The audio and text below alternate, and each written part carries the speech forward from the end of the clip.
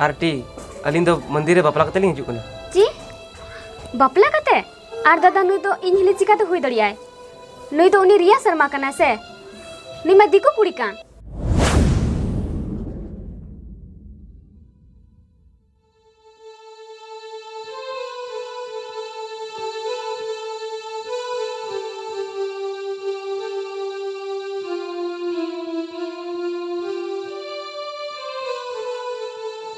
बोलो क्या जरूरी काम से बुलाई हो? रोहित, मैं तुमसे बहुत प्यार करती हूँ, पता है ना।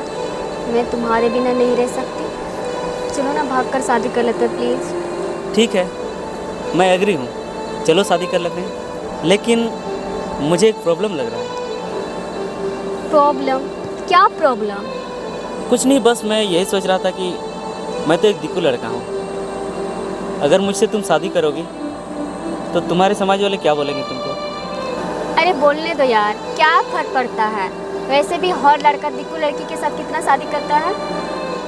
बपलाय ना बेन नुका चिकाते हुई दड़िया होय दादा बपलाय ना लिंग अनुई दो रांची रेन दिक्कू कुड़ा कना जी पगली नाम से ची मिटे दुकु कुड़ा साम बपला कना होय दादा अदो चिकाय ना दादा आम जखन दिक्कू बुम अगु दड़ेवा दिया तबे इन दिक्कू ठन बन जमा दड़िया